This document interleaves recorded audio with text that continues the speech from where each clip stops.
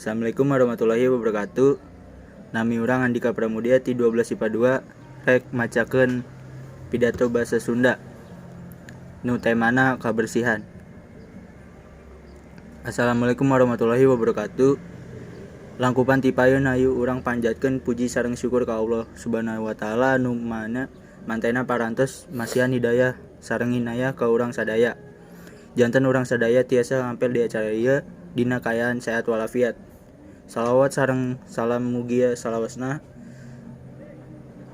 ngocorkeun ka junjungan urang sadaya Kanjeng Nabi Muhammad SAW. Para wargi sadaya nu ngahormatkeun simkuring ngadekne simkuring di dieu bade ngadungikeun biantara nu temana kabersihan nyaeta pentingna ngajaga diri sangkeun hirup sehat jeung manfaat ngajaga kesehatan nu dimana urang sadaya kedah wajib ngajaga lingkungan urang sadaya sareng awak ngalira nyen urang sadaya tiasa ngajaga kesehatan tina sagala rupi penyakit nu aya. Salaku urang muslim anu taat anu gaduh kaimanan di jero hate urang tangtu urang teh kudu bersih sareng suci tina segala kotoran atawa najis anu nyebabkeun urang teu suci. Allah mah resep ka hamba anu merhatikeun jeung ngajaga kabersihan. Bersih eta teh kaasup kana raga urang, diri urang, sareng lingkungan di sabungeureun urang.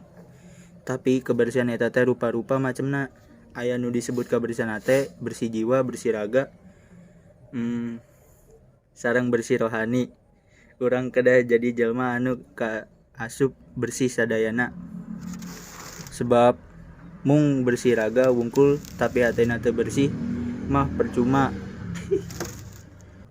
Matak ayeuna ayu urang ngabersihan sagala rupina sareng ningkatkeun pola hirup sehat kanggo urang sadaya.